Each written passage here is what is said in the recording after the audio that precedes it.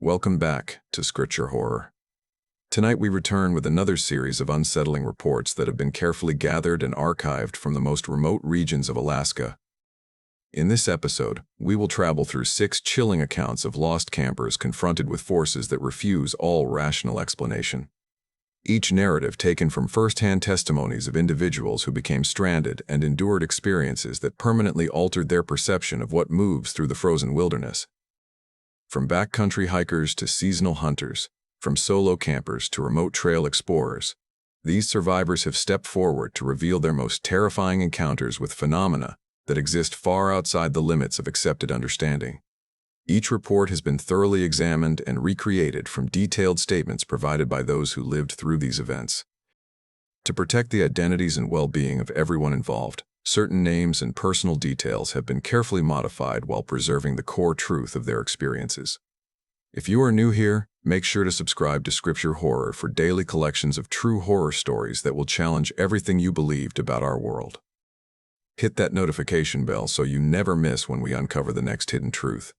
Tell us in the comments below which Alaskan location you would never visit alone after hearing these accounts.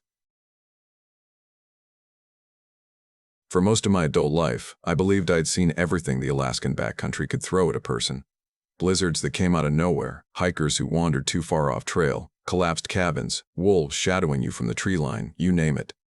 But what happened last October in the Chugach backcountry didn't just surprise me, it ended my career. My name is Joshua, and for years I served as a wilderness ranger, patrolling miles of remote terrain where daylight is short, distances are long, and mistakes get people killed. My job was simple on paper: inspect trail conditions, monitor restricted zones, track reports of hazards, and keep the occasional camper from freezing to death. I loved every bit of it, which makes what I'm about to describe even harder to accept. The incident began on a patrol that should have been routine. I had been assigned to check a section of trail deep inside a no-access zone, an area supposedly closed because of a landslide reported late in the summer. The region sat more than 20 miles from the nearest service road, reachable only on foot through dense spruce forests, glacial runoff streams, and long stretches of untouched tundra. I knew those routes like the lines on my own hands. I'd hiked them dozens of times, memorizing every ridge, every bend, every hazard. I could have walked that entire stretch blindfolded. That morning felt like all the others: quiet, crisp, predictable. I packed the usual gear: cold weather supplies, GPS, emergency kit, radio, camera, and my service weapon. The forecast showed clear skies and stable temperatures. I signed out at the ranger station shortly before 7, double-checked my equipment, and started the long trek inward. For hours, nothing even hinted at trouble. The trail was crusted with early frost, but stable. The forest around me sounded normal. The distant calls of ravens, the rustle of hares darting across the brush, the faint churning of meltwater trickling downhill. I made notes on minor maintenance needs, snapped a few photos for documentation, and continued on. The shift in tone came just after 11. According to the coordinates, I should have been approaching the landslide. The original report described a massive collapse, enough to bury a section of the trail under tons of rock and timber. But when I arrived at the designated coordinates, I didn't see so much as a broken branch. The ground was smooth, undisturbed, perfectly intact, as if the supposed landslide had never existed.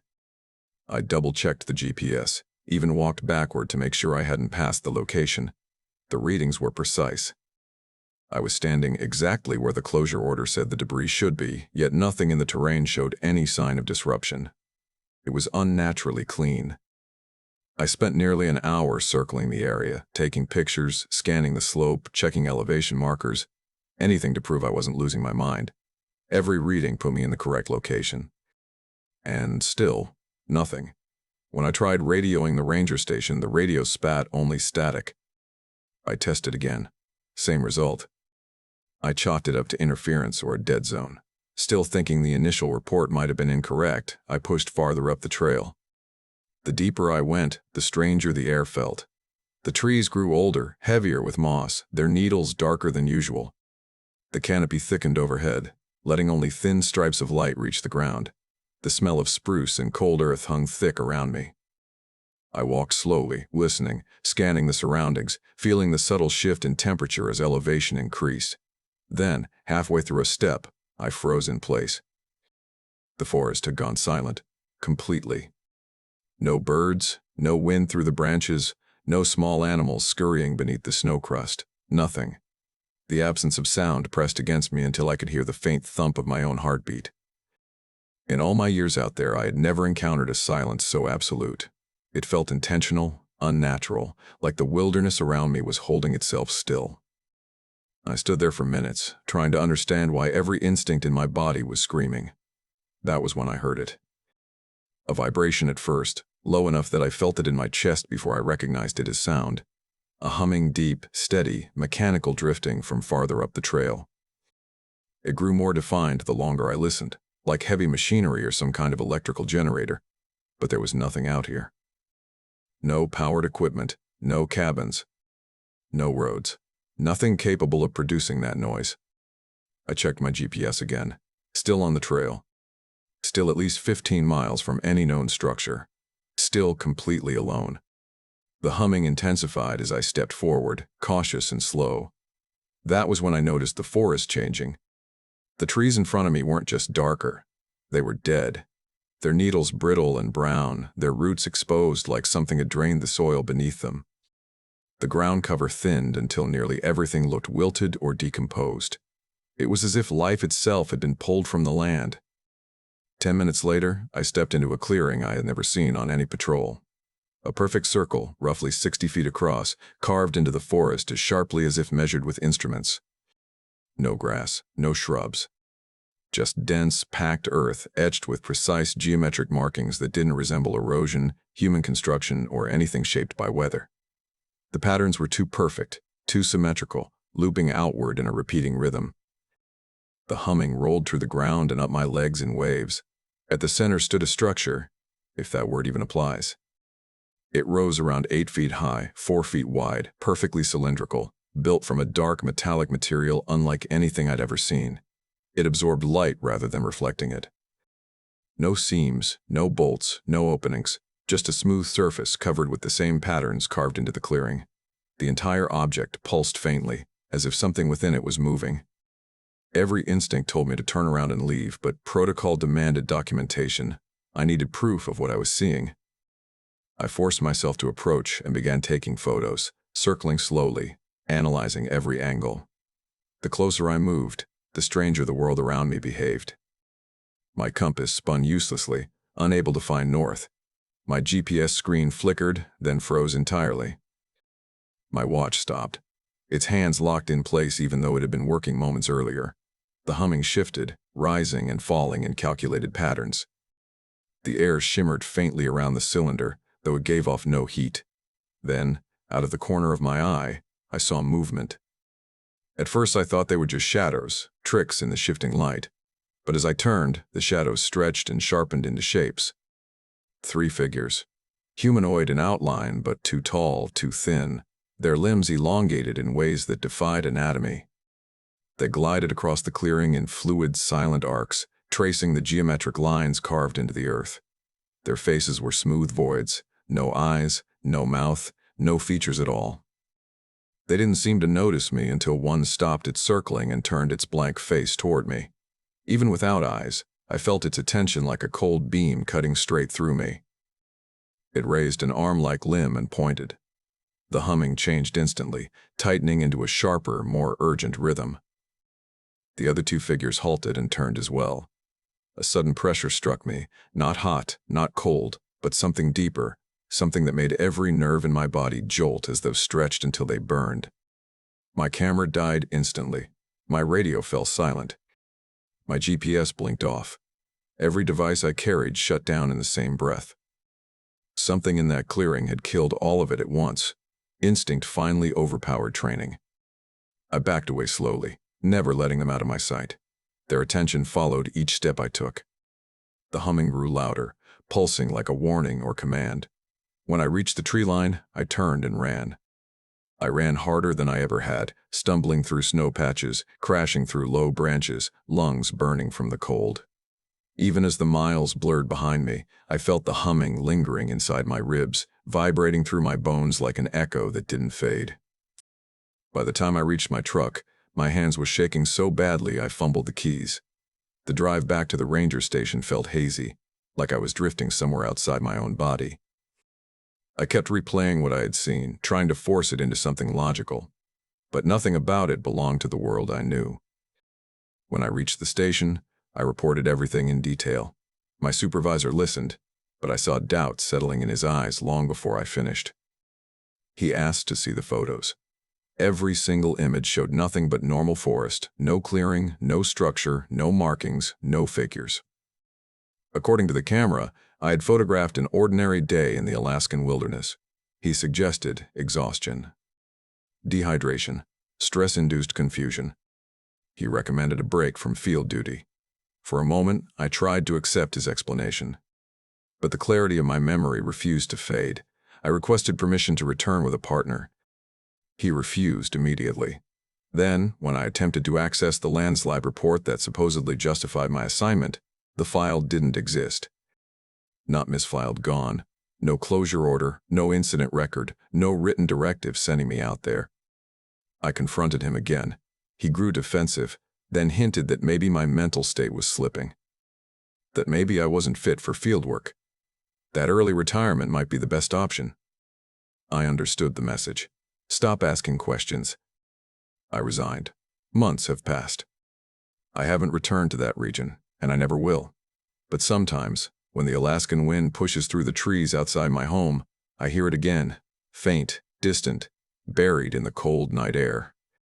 That same humming, that same impossible vibration. I know most people won't believe this. My supervisor didn't. The files didn't. The photos didn't. But truth doesn't vanish because someone deletes a record or wipes an image. Something is out there in those mountains. Something older than the wilderness. Something we were never meant to approach. If you ever find yourself deep in the backcountry and the forest suddenly goes still, run. If you see perfect circles in the snow, carved markings, structures that swallow the light around them, run. And if you ever feel that humming in your bones, never look back. I'd been doing historical wilderness reenactments for years, always pushing for the most authentic experience possible. But during our journey through the remote backcountry of Alaska, something happened that made me swear I would never take part in another expedition again. My name is Olivia, and what I'm about to tell you is the reason I can no longer pretend that the past is something safely sealed behind museum glass. Some parts of it are still alive out there, in the cold and endless dark, and they are watching. For anyone unfamiliar with our reenactment work, we're a group of history enthusiasts who spend weeks every summer retracing routes used by early frontier travelers who pushed into Alaska long before there were real trails, towns, or satellite maps. We dress in period clothing, use authentic old-style freight sleds on wheels, and follow mapped paths that match those used by 19th century prospectors and migrant families arriving by wagon.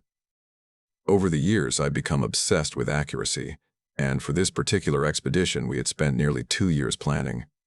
Our group included several adults and 6 children ranging from 6 to 14. We coordinated with historians, local authorities, and archived regional routes to chart a path through interior Alaska that followed lesser-known segments used by early migrants trying to reach settlement sites. The journey was meant to last 3 weeks and would take us across roughly 100 miles of raw, isolated country.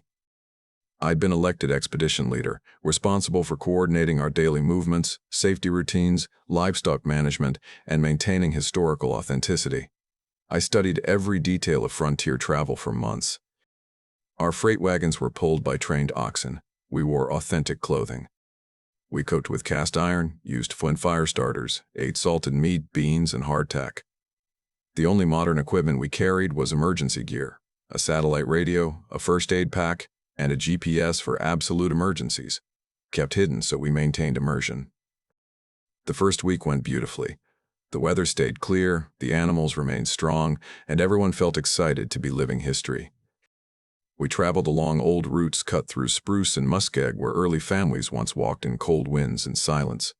The children loved it, running ahead to follow faint wagon ruts or exploring the ghostly remains of long-abandoned encampments. It felt like stepping into another century. Everything changed during the second week when we entered a remote stretch none of us had ever traveled. According to historical records, This region had been the site of several tragedies in the 1800s. Lost prospectors, vanished families, abandoned wagons, and sudden disappearances no one ever solved. The terrain was brutal, steep glacial hills, harsh ground, and almost no accessible water except stagnant pools hidden in muskeg. Early settlers had suffered here, and now we understood why. The oxen strained and groaned as they pulled the wagons up uneven ridges. We stopped often to let them breathe.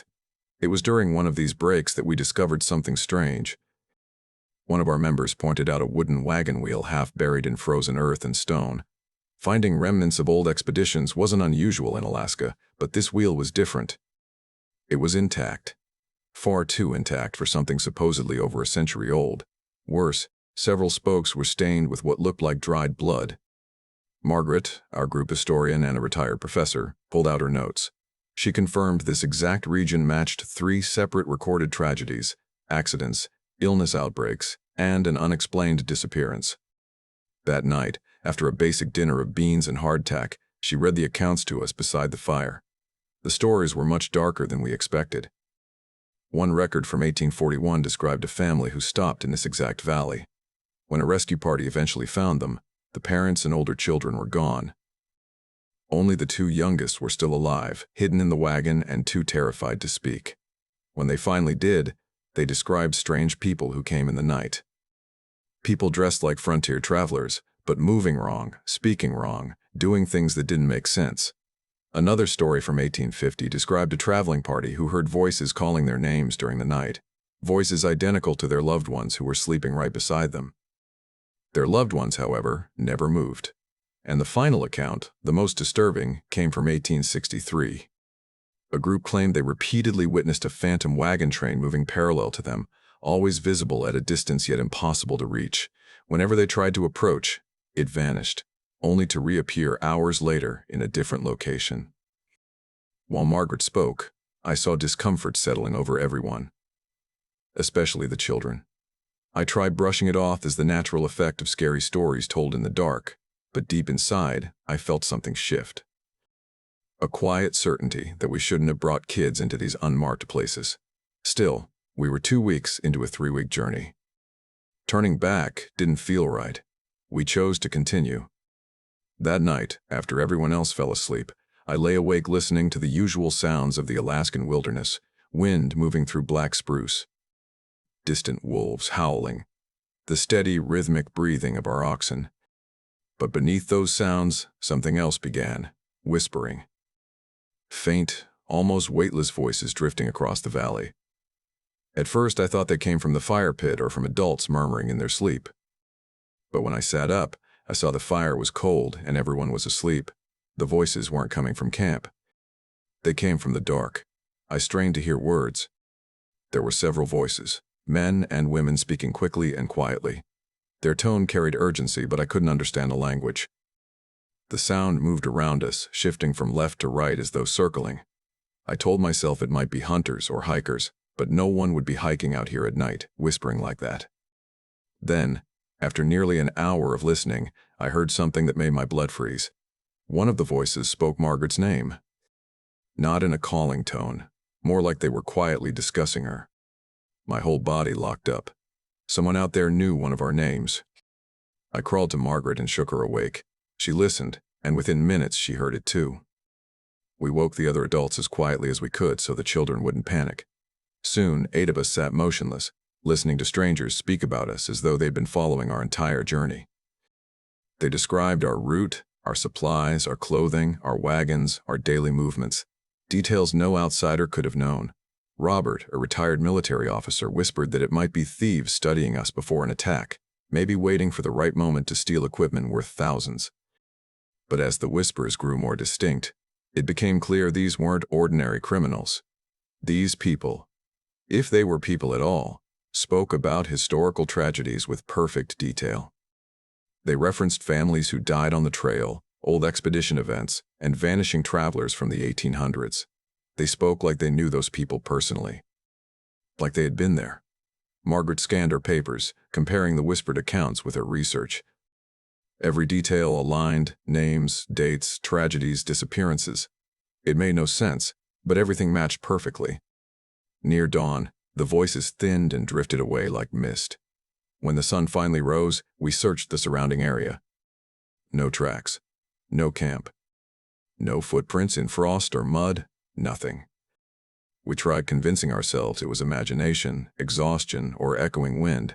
We agreed to continue, just one more week. But that resolve vanished the moment we saw the damage. One of our wagons had been vandalized. The canvas top was sliced repeatedly. Essential supplies were missing, most of our remaining food and all medical gear. Robert inspected the cuts. They weren't made by a modern knife. They were jagged, uneven, torn by something crude, an improvised blade like those early settlers used. Then he noticed the footprints surrounding the wagon. They weren't from hiking boots. They were worn leather prints, stitched in the style of the 1800s. Historically perfect. That was when we knew we were leaving. We loaded everything into the remaining wagons and began the long return toward town. The children were silent, pale. The adults kept vigilant watch, scanning tree lines and ridges. And we were right to be alert. More than once, someone spotted figures standing far away. People dressed like pioneers, motionless on hilltops or along ridgelines, staring at us. But whenever we approached, they slipped behind trees or vanished entirely. On our final night, we camped within a day's travel of the nearest small road. We felt safer until the voices returned. This time they were clearer, closer, calling to us directly. They begged for help, claiming to be lost campers separated from their group. They used our names. They mimicked people we knew. Their voices were nearly perfect imitations. The children cried when the voices called to them individually, coaxing them toward the dark. At one point, a voice called to Margaret, pretending to be her research partner and claiming to have found proof of a major historical breakthrough nearby. The voice was convincing enough that she started to stand before Robert grabbed her arm. We stayed awake until sunrise, terrified someone might wander off in a half-asleep state. Once daylight returned, we packed frantically and pushed toward civilization without stopping. When we reached town, we went straight to the sheriff's office and reported everything: whispers, footprints, vandalism, stalking, and the blood-stained wheel. The sheriff listened with skepticism until we mentioned the region. Then he admitted we weren't the first. Over the years, hikers, campers, and reenactors had reported hearing disembodied voices, seeing figures in period clothing, and experiencing strange vanishings. He suggested it might be extremists, obsessed with historical lifestyles, people who had abandoned modern society and lived deep in the wilderness. But even he admitted darker possibilities. Several missing person reports from that region had never been resolved. We never recovered our supplies. The case went cold. Margaret abandoned her research entirely. The children developed nightmares, some lasting months. I officially disbanded our reenactment group. To this day, I don't know who or what walked beside us out there. But I know this: the past never really died in those Alaskan hills. Some things out there still walk in the endless dark, and some of them remember old travelers far too well. Working maintenance in the Alaskan backcountry during the deep winter means months of isolation so complete that even your own breath feels like company. It is just you, the snow, the cold that gnaws through steel, and the endless silence stretching over hundreds of miles of wilderness. But in February of that year, I learned something I wish I never had. I was not as alone as I thought. My name is Christopher, and for over a decade I worked seasonal maintenance for remote Alaskan research cabins. Those tiny, half-forgotten outposts scattered across the interior that stay buried in snow long after the rest of the world believes winter is over. People imagine Alaska as wilderness, but they don't understand the reality of keeping a place running when temperatures can kill in minutes, when daylight feels like a rumor, and when getting in or out depends entirely on whether the pilot of the weekly supply plane thinks the wind won't tear him out of the sky. This station sat over 70 miles from the nearest road, reachable only by snow machine or ski traverse once the freeze set in. When the access trails closed in November, everything beyond this cabin became a white void that swallowed distance, direction, and time. No engines. No passing hikers. No voices. Only the shifting of ice, the groaning of wind, and the kind of quiet that makes you aware of the blood moving behind your eyes. Our winter crew consisted of 4 people, 2 rangers, 1 seasonal researcher, and me. Our duties were simple on paper: keep the generator running, keep the heating system operational, keep the snow load from crushing the roofs, keep the radios alive long enough for weekly check-ins. We lived in a small cluster of wooden cabins surrounded by nothing but forest, frozen lakes, and mountains sharp as broken bone. The storms that winter were relentless. One after another slammed into us, dumping snow faster than we could dig out, burying the first floors of buildings and swallowing the trails entirely. The drifts grew so high we sometimes had to exit the cabins through second-story windows. Radio contact faded to a thin, unreliable crackle barely distinguishable from static, and once, for nearly 3 days, we were entirely cut off. The incident began during the worst storm I have ever witnessed in Alaska. The wind didn't howl the way it normally does across the tundra, it screamed.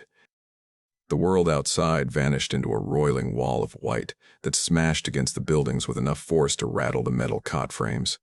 We could do nothing but stay inside and hope the snow wouldn't bury us before morning. I lay in my bunk listening to the storm tear at the walls, the pressure making the entire cabin tremble. But then, beneath the wind, something else emerged. Voices.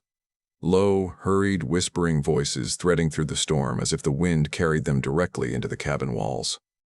I thought at first someone else was awake, maybe sitting near the radio, maybe mumbling in their sleep. But when I stepped into the hallway and checked each room, every single person was asleep. Their doors closed, their breathing steady. The voices stopped when I walked. But when I returned to my bunk, they came back, quiet, intentional, moving along the outside of the cabin like they were pacing the perimeter. By morning, the storm had calmed enough for us to dig out the entryway.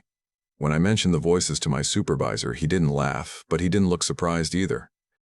He gave me the same answer he must have given a dozen other men over the years, that isolation can twist sound, that wind can echo strangely through the forest, that sleep deprivation makes whispers out of nothing. But these weren't hallucinations. These were conversations. The tones were structured, urgent, deliberate. People discussing something just beyond the walls of where we slept. And the strangest part was how they moved. They circled the cabin, drifting from one wall to another, too organized to be wind, too coherent to be imagination. For the next several nights, they returned, always after midnight, always fading before dawn. They never spoke loudly, but the cadence became familiar. Short exchanges, muttered debates, hushed sentences like people trying not to be overheard. The others never heard a thing. It made me question my sanity until the fourth night, when everything changed. The voices came earlier, clearer, closer. And then, through the storm and the shaking walls, a single sentence slipped through in a calm, unmistakably human whisper. "Christopher is in the east cabin. My name." Spoken with certainty. Spoken like someone who knew exactly where I slept. I shot upright so fast I nearly fell from the bunk. Someone was outside. Someone who knew our layout, who knew the cabins, who knew where we were positioned in the dark. I pulled on my thermal layers, grabbed my heaviest flashlight, and stepped into the storm before logic could stop me. The cold hit like a blow. The wind carved through my clothing, stinging every inch of exposed skin. Snow swallowed the beam of my flashlight the instant it left my hand. But the voices were still out there, faint but directional, somewhere toward the frozen lake behind the cabin cluster. I pushed forward knee-deep through the drifts, each step a battle. Every time I neared the sound, it drifted away, staying just beyond sight. I circled the cabins, the storage shed, the fuel cache, the generator shack. I scanned every corner of the frozen clearing, sweeping my light into the white nothingness. No footprints, no movement, no figures. Still, the voices followed, always a few paces away, always too far to reach. After nearly an hour, my limbs were numbing, my vision blurring from cold and exhaustion.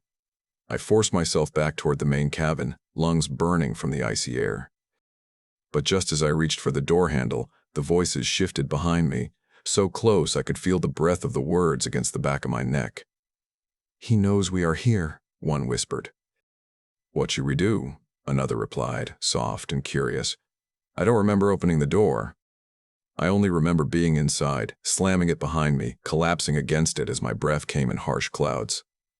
The next morning, when I told my supervisor everything, he didn't give me the usual isolation talk. Instead, he looked tired, almost resigned. After a long pause, he told me I wasn't the first to hear voices out in these storms. Over the years, several winter workers had reported nearly identical experiences. Voices in blizzards, whispers circling the cabins, quiet conversations outside in temperatures no human could survive. No footprints, no signs of trespass, no missing person reports, and never during calm weather. Only during the violent whiteouts when visibility dropped to nothing. Some rangers believed they were echoes of lost campers, those who vanished into the wilderness and were never found. The storms in Alaska swallow people all the time. Some bodies are never recovered. Some deaths are never confirmed. Others like to whisper about old native stories, about spirits that walked between worlds when the storms were strongest. But there was also the unspoken theory that no one wanted to discuss out loud, rumors about individuals living deep in the wilderness year-round. People who had slipped from society, building hidden shelters in places only animals went, learning to move through storms like they were part of them, knowing every layout of every isolated cabin because they watched from the tree line for months at a time. People who left no tracks because they knew how to step where snow wouldn't give way. People who observed in silence until they were ready to approach. None of the explanations made me feel better. The voices grew bolder as the season dragged on. They began whispering details they should never have known. Our supply schedules, our inspection routines when we slept, which cabins were empty on which nights. They mentioned my name more often, sometimes in tones that sounded thoughtful, sometimes in voices that sounded almost excited. They described the rooms inside the cabin. They listed which bunks were occupied. They discussed whether I was awake. It felt like surveillance, not haunting. The final incident happened in my last week. I was performing a heater inspection inside the main research cabin, kneeling beside a panel of rusted pipes while the wind rattled the siding. Then, without warning, the voices came, not outside this time, but inside the cabin. Clear. Close. Calm. 2 of them, maybe 3. Whispering about approaching me directly, discussing whether I would run, whether I would fight, whether I would understand. I froze. The room felt smaller with each passing second. My hands shook as I reached for the radio, muttering a call for backup. When another crew member arrived moments later, the voices stopped instantly, leaving behind only the ticking of the heater and the pounding of the wind. But something fundamental had shifted. They were no longer content to whisper from outside. They were willing to come in. My supervisor arranged for me to leave early under the excuse of a family emergency. We both knew why I couldn't stay, not because I was unraveling, but because whatever was out there had turned its full attention toward me. I requested a transfer to a different region, somewhere with towns, with roads, with neighbors close enough to hear if something went wrong. Somewhere the silence didn't listen back. Somewhere the wind didn't carry my name. But even now, on certain nights when the temperature drops and the air grows sharp and empty, I hear it again. A faint voice threading through the dark, drifting like a memory or a warning or something far older. Calling my name. Most people don't realize how much of Alaska is hollow beneath the surface. How many forgotten tunnels, mining shafts, drainage routes, and abandoned access corridors stretch for miles below the snow. I learned that the hard way. My name is Madison, and for years I wasn't a hiker or a camper or a traveler. I was an explorer of the underground. What started as a harmless side hobby during summer trips north turned into an obsession that followed me into adulthood. I spent every spare weekend trekking into remote regions where old mining operations once carved their way deep under the mountains. I charted forgotten routes, mapped old shafts, crawled through openings no wider than my shoulders, and documented everything I found. For a long time, it was exhilarating. But the deeper I pushed, the more I began to feel that the darkness wasn't empty. Something down there was listening. And eventually, something down there started following. It began years ago, when I was camping near a small Alaskan town one summer, and someone mentioned the old mining tunnels carved beneath the nearby ridges. Most people treated those stories like regional folklore, half true, half exaggerated, and mostly forgotten. But the idea of a whole hidden world beneath the wilderness fascinated me more than anything I had ever heard. I spent nights researching, tracking down maps, scanning old mining records, hiking into remote valleys where rusted entrances were barely visible beneath moss and collapsed rock. The moment I stepped into my first abandoned shaft, with cold air pouring past me like the mountain exhaling, I knew I was hooked. I devoted years to it. I documented every structure I discovered: abandoned compressor rooms, narrow crawl spaces connecting deeper chambers, old timber supports rotting away in the cold. My maps got more detailed with every expedition. My equipment upgraded, better lamps, better harnesses, better rope, better cameras. I created rules to keep myself alive. Never go in without telling someone. Never explore while the weather is turning. Never enter a section that felt unstable. And absolutely never go alone. But rules are easy to break when curiosity grows stronger than fear. Solo missions became my norm. I convinced myself that experience made me untouchable, that nothing underground could catch me off guard anymore. I was wrong. Early March, still deep winter in that part of Alaska, I returned to an area I had been slowly mapping for weeks. It was a remote section of old mining tunnels about 30 miles from the nearest town, carved beneath a stretch of barren wilderness where snow swallowed everything but the wind. The network was massive, older than anything I had explored before. Ice clung to the walls like veins. Rusted steel piping ran along ceilings. Timber beams bowed under decades of weight. My breath echoed endlessly. I had never felt so sure a discovery was waiting just ahead of me. But that day, something felt wrong the moment I stepped inside. The tunnels weren't as untouched as they should have been. There were footprints in the frost-coated ground, too crisp, too clean, too fresh. Not days old, hours old. There were makeshift lights rigged along narrow beams, glowing dimly like candles in a crypt. And there were crates, boards, debris arranged in patterns that weren't random. Someone wasn't just hiding down there, they were living down there. I should have turned back. Most campers who get lost in the Alaskan wilderness never even find shelter, let alone hidden underground communities. But these weren't drifters or wanderers looking for a place to escape the cold. This was organized, structured, permanent. Someone had built an entire life in the tunnels, far below the snow and wind. And the curious part of me, my worst part, wanted to know who. I moved deeper, documenting what I saw even though my hands shook. The tunnels widened into chambers reinforced with salvaged metal. Pipes had been relocated, directing runoff water into channels that disappeared into darkness. Ventilation shafts had been improvised out of old tubing. It was cold, but warmer than it should have been. Someone had engineered airflow. Someone knew exactly what they were doing. Then I heard the voices, male voices, muted by distance, echoing and stretching across interlocking corridors so completely that I couldn't tell where they originated. I turned off my headlamp and pressed myself flat against the wall, my pulse slamming in my ears. The voices weren't casual. They were tense, confrontational. And after a few seconds of straining to hear, I understood the horrifying part. They weren't just talking. They were talking about me. I stepped backward, slow as possible. Every crunch of frost sounded like a gunshot. I couldn't tell which direction the voices were coming from.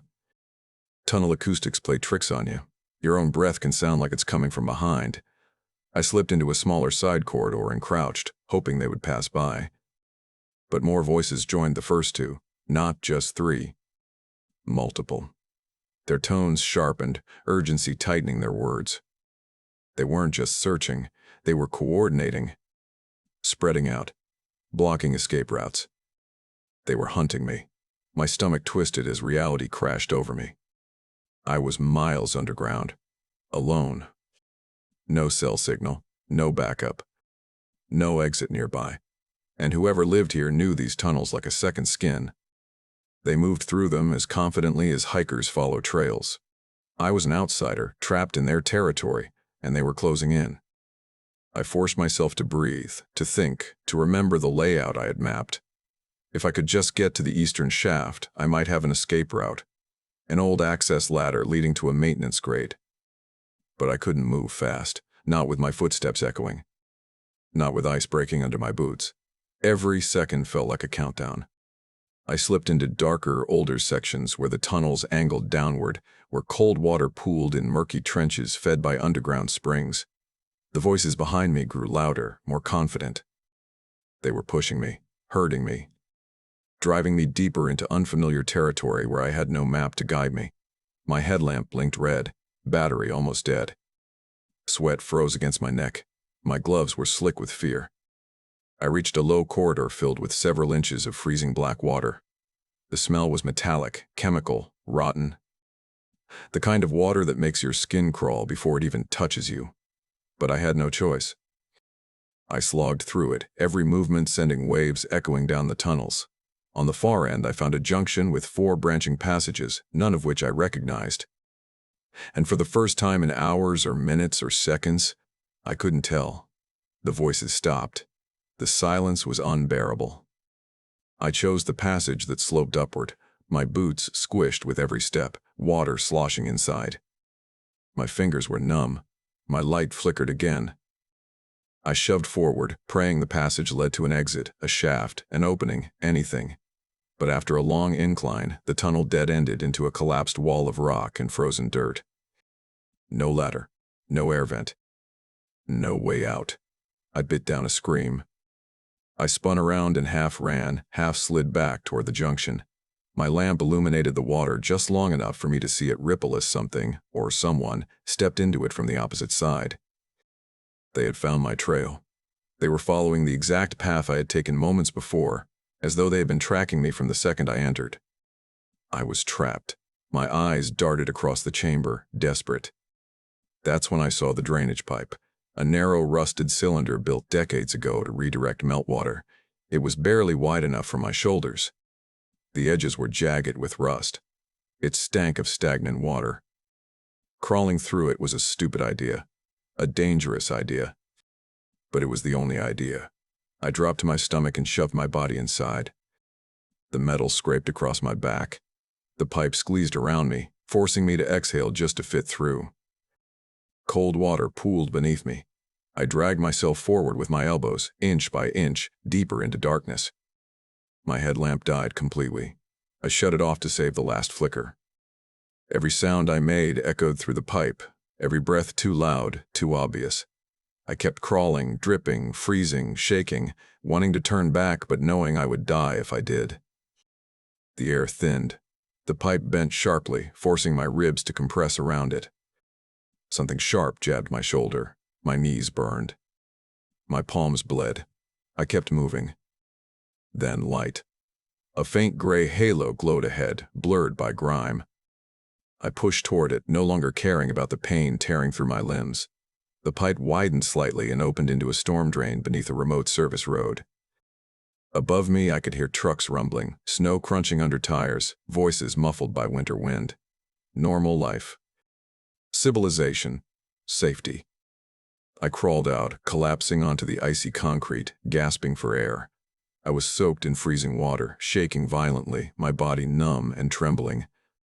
I had no idea how far I'd traveled, only that I was miles from where I had entered, miles from the dangers still lurking beneath the snow. I didn't go back underground after that. I boxed my gear, deleted my maps, ignored every message from friends who wanted to plan new expeditions. Some corners of Alaska weren't meant to be explored. Some tunnels didn't belong to history. They belonged to the people who carved out their lives in places no one else dared to look. People who defended their world with everything they had. People who had no intention of letting outsiders walk away. Sometimes, late at night, I still think about them, the community hiding beneath the ice. The voices echoing through the old shafts, the way they moved like ghosts through the dark. I wonder how many there were, how long they'd lived down there, whether anyone else ever stumbled into their world and survived. But those are questions I will never try to answer. Some secrets should stay buried. Some tunnels should stay sealed. And whatever is still living under that mountain, I pray it never remembers me. I spent 20 years working search and safety patrol for the Alaska Division of Public Safety, long enough to believe I had seen everything the wilderness could throw at a man. Lost hikers, overturned snow machines, bear attacks, hypothermia rescues, missing campers. If it happened off the grid, buried in snow, or swallowed by trees, I dealt with it. But nothing in those 2 decades prepared me for what happened last November along the Dalton Highway near Coldfoot. My name is Tyler, and after everything I've witnessed, this is the one case that still wakes me up drenched in sweat, convinced I'm back in that freezing dark, chasing something that should not exist in any wild place created by nature or man. The Dalton Highway cuts through some of the emptiest land in North America, hundreds of miles of tundra, boreal forest, mountains, permafrost, and wind that can scrape the skin off your face. Truckers call it the loneliest road on earth, and they're not wrong. From Living Good to Dead Horse, the highway passes through long stretches where you can drive for hours without seeing another person, just cold silence and endless white swallowing the horizon. In the summer, caravans of semis thunder toward the oil fields. But in late fall, when the sun barely rises and temperatures plunge below zero, the traffic thins until the world feels abandoned. Between Coldfoot and Wiseman, it becomes a frozen corridor where headlights look like ghosts drifting through a land no human was meant to survive. I've been assigned to Northern Patrol for 15 years, covering the section of the Dalton that most troopers avoided if they could. My shifts were usually uneventful welfare checks on truckers, stranded tourists who underestimated Alaska's winter, and the occasional missing camper call when someone decided they knew the wilderness better than they did. The locals respected the land. It was always the outsiders who ended up frostbitten, disoriented, or worse. That night started like any other frigid November shift. I was driving northbound, heater blasting, radio low, one hand on my thermos while keeping an eye on the road that kept disappearing beneath sheets of drifting snow. It was around 8:40 p.m. when dispatch came through. A camper had called in from somewhere ahead of me, reporting their vehicle had broken down and they were stranded on the side of the road. Pretty standard for that season. Engines freeze, fuel lines clog, electronics fail. I acknowledged the call and continued north, watching my headlights dissolve into swirling snow that made depth perception nearly impossible. Visibility dropped to 30 feet. Typical for November, but unnerving all the same. When I reached the coordinates dispatch provided, I slowed to a crawl, then pulled onto the shoulder and flipped on my emergency lights. The snow lit up around me in a red and blue glow, but the highway was empty. No camper. No vehicle. No boot prints. No skids in the snow. Nothing that suggested someone had been here at all. I stepped out, instantly feeling the cold punch through my coat, and scanned both sides of the road with my flashlight. I swept snowbanks, ditches, frozen brush, tree lines, anywhere a vehicle could have slid or a person could have wandered. Nothing, not a single track. Fresh snow had fallen earlier, but not enough to bury all evidence that cleanly. After 15 minutes, I radioed dispatch and told them there was no sign of the caller or their vehicle. They double-checked coordinates. Same location. In remote zones with patchy satellite coverage, callers sometimes misjudge distance or mile markers. I was preparing to widen my search radius when I noticed a pair of headlights approaching through the snow from the south. At first, I assumed it was a passing trucker, but the vehicle's behavior immediately set off alarms. It was moving far below the speed limit, barely 30 on a stretch where even fully loaded semis managed 40. This section of road was straight and wide, no reason for anyone to creep along like that unless they were impaired, in distress, or fighting mechanical failure. I stepped closer to the road, expecting the driver to slow when my emergency lights cut through the swirling snow. But the vehicle didn't react.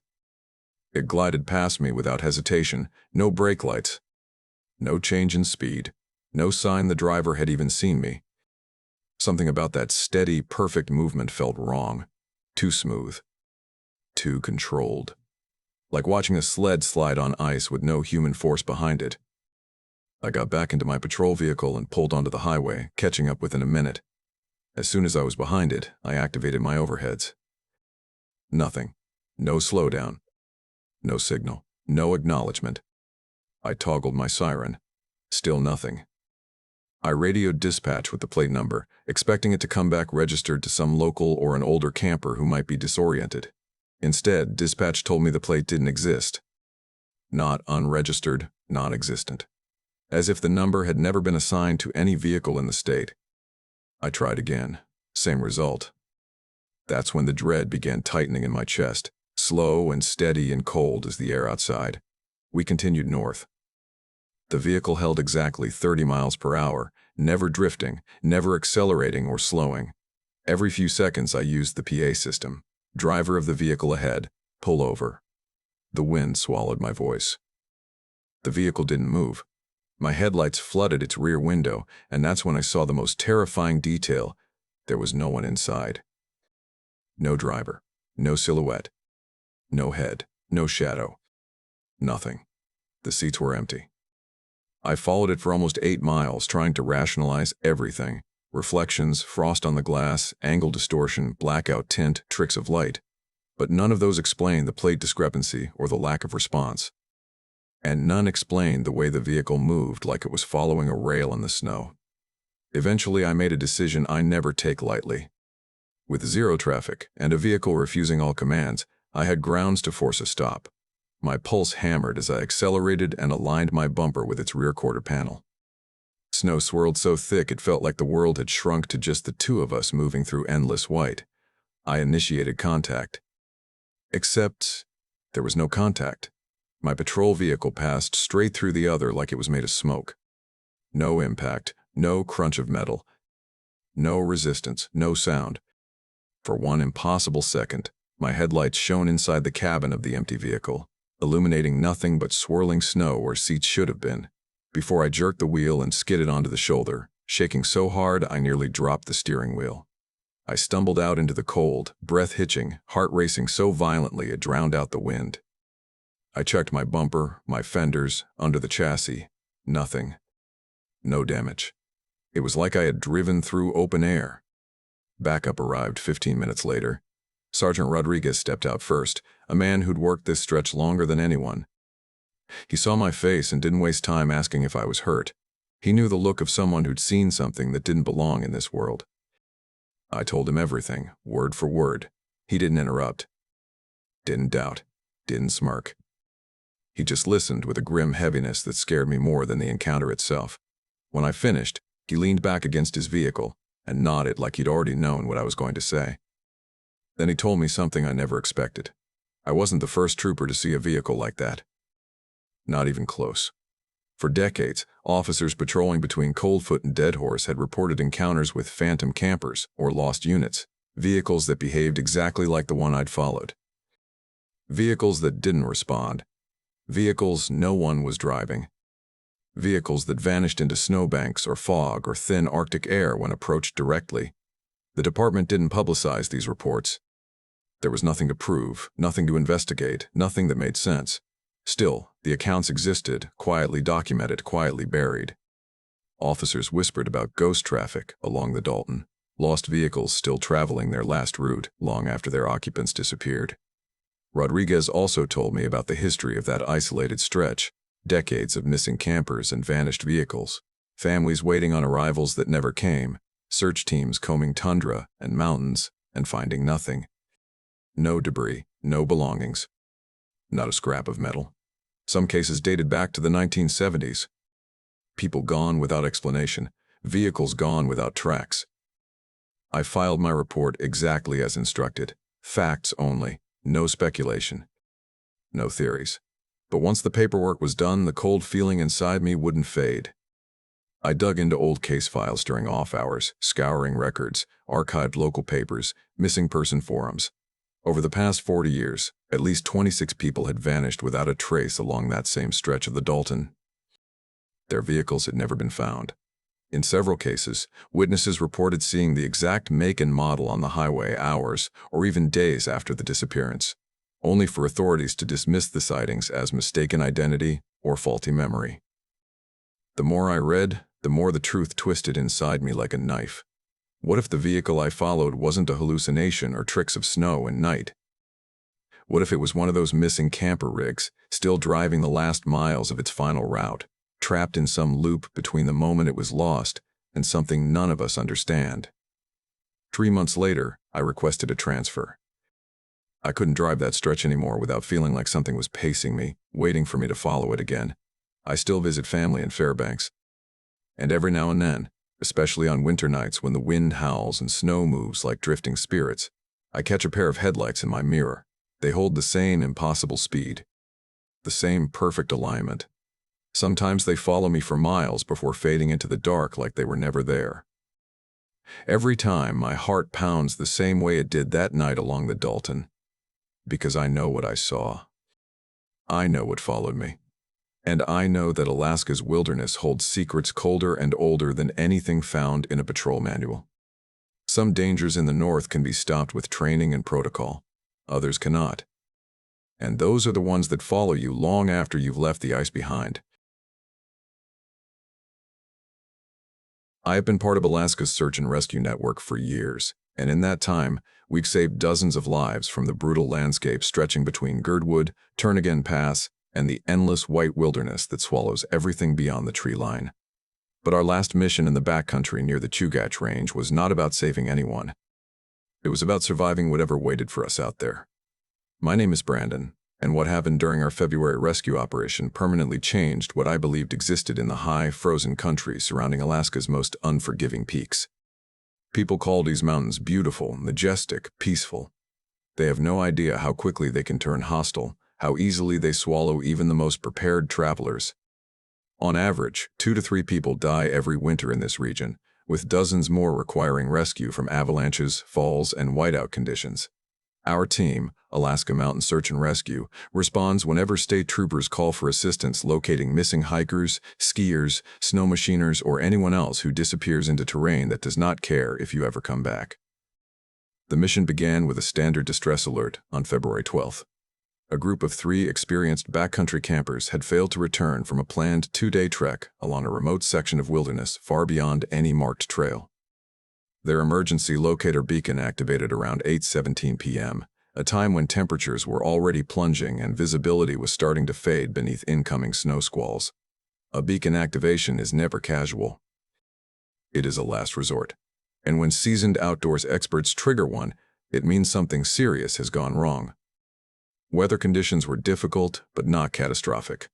Fresh snow had fallen for nearly a day, temperatures were well below zero, but winds were manageable and we still had usable visibility.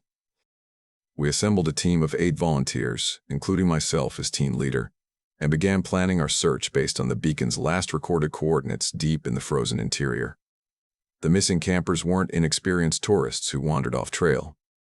Tom Bradley, 41, had been exploring Alaska's backcountry since he was a teenager. Sarah Chen, 35, was an emergency room nurse trained in cold weather survival, avalanche procedures, and wilderness trauma. Mark Stevens, 38, was a seasoned guide who had spent over a decade leading expeditions in harsh winter environments. These were people who respected the land, understood the risk, and prepared meticulously. The fact that they had triggered an emergency beacon meant something had happened that they couldn't handle even with decades of combined expertise. We began our search at first light on February 13th, using snow machines to travel into the region where the beacon had last pinged. The terrain out there is a vast, rolling expanse of untouched white, broken only by steep ridges, deep glacial cuts, and stands of ancient spruce that stretch for miles without so much as a human footprint. Everything looks the same in winter. Every shadow hides a drop, a tree well, or a cornice waiting to break loose. The first phase of the search followed standard procedure.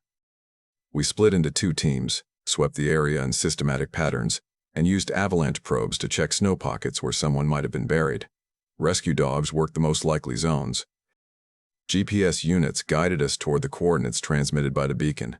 After several hours, we located the campers' site. Their camp was situated beside a cluster of tall, wind-bent spruces offering modest protection. The tents were properly pitched. Their gear was neatly arranged. Everything suggested calm, routine preparation. But the scene felt wrong immediately. The camp had been abandoned abruptly. Food was still cooking on a small stove, half-burned oatmeal fused to the pot as if someone had stepped away mid-stir. Sleeping bags were tossed aside, half unzipped, scattered in ways no experienced winter camper would ever allow. Personal items lay across the snow in patterns inconsistent with a planned departure. Nothing indicated an avalanche, a predator encounter, or a natural event that could force experts to flee into dangerous freezing darkness. Yet they had clearly left in a rush sometime during the night. We found the ski tracks easily. All 3 campers had departed together, moving fast and without any logical direction. Instead of heading towards safer ground, lower elevation, or known exit routes, they had gone deeper into harsher terrain, toward frozen valleys where storms hit hardest. The tracks showed multiple places where someone had fallen, but whoever it was kept getting up and pushing forward at an abnormal speed, as if fleeing something. The direction made no sense. The urgency made no sense. These were people who knew how to stay alive. Their behavior did not match their skill set. We followed the trail for nearly 2 miles before it ended in a way that froze every one of us in place. The tracks didn't fade out or gradually scatter. They simply stopped. Vanished. One step there, the next gone. No sign of broken skis, no discarded gear. No evidence of turning back. Just a sudden end in the middle of an open slope. Snow around the final impressions was compressed in odd shapes, as if something heavy had pressed outward from above or around them. The patterns didn't match snowshoes, skis, wildlife, or anything familiar.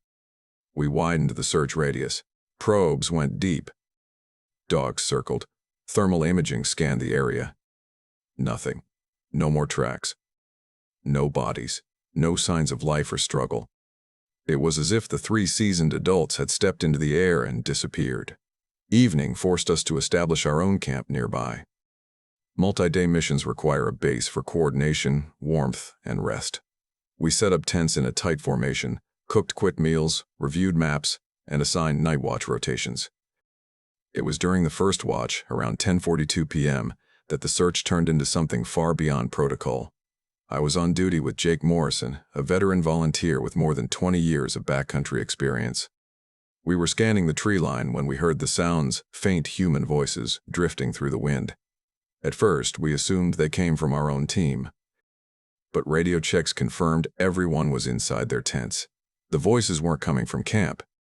They were coming from the wilderness beyond us. They sounded like cries for help. Exactly what missing campers might sound like. But the tone was wrong. The echoes were unnatural.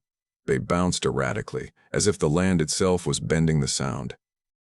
The voices seemed to come from multiple directions at once. We followed standard procedure, grabbed our lights and medical gear, and began moving toward the sound. But every step we took only pushed the voices farther away. They moved whenever we approached, leading us deeper into the trees, circling us around our own camp without us realizing it until the canopy opened and the glow of our lanterns reappeared through the darkness. When we returned, exhausted and uneasy, something was different. The tents were not arranged as we left them. They had shifted. Not dragged across the snow, but rotated, repositioned slightly, like someone had carefully moved them by inches. Gear we had laid out earlier was now stacked in symmetrical piles none of us had made. The rest of the team was awake, on edge. Several reported feeling watched. 2 insisted they saw figures moving between the trees just beyond the lantern light. Slow shapes, silent, wrong. We searched the snow for prints.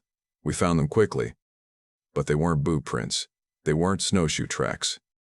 They were bare feet. Full impressions, toes and arches visible, pressed into deep snow cold enough to freeze exposed skin in under a minute. The tracks circled our camp, approached it, then ended. No path in. No path out. Just prints appearing out of nowhere and vanishing the same way. At this point, every one of us agreed to terminate the mission at first light, not because the terrain was dangerous, because something was happening out there that none of us could explain or confront. Whatever had influenced the missing campers was now following us, watching us, circling us. Morning brought no relief. Equipment began malfunctioning. GPS units glitched, spinning us in circles, recalculating to impossible coordinates. Radios drowned in static. Backup units fared no better. We resorted to compasses, visual markers, and memory to navigate terrain we had traveled dozens of times without issue. The voices continued throughout our descent, sometimes near, sometimes far, always drifting through the trees. We ignored them. None of us dared follow again. When we finally reached trooper staging and regained full communication, we learned the search had been suspended. Another rescue team, operating more than 10 miles outside the original search zone, had found the campers' bodies early that morning. The details made no sense. The 3 were found together in a remote area impossible to reach from their last known location without traversing steep, hazardous terrain at night. They had died of exposure. But none were wearing their winter clothing. None had packs, skis, or any gear. They were found unequipped, miles from where they should have been, in a direction no rational, experienced person would ever travel willingly. I filed a detailed report including every strange event we witnessed, but state officials dismissed anything unexplained, citing public concern and lack of verifiable evidence. I transferred off the high-elevation rescue team soon after, choosing safer assignments. The truth was simpler. I would not go back up there. Not after what we heard, not after what we saw. People still flocked to Alaska's mountains. Rescue teams still worked tirelessly. But I know now that some dangers are not avalanches, storms, or cold. Some dangers are not natural at all.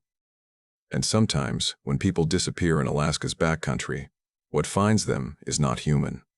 And sometimes, the team sent to bring them home learns they were never alone in the wilderness to begin with.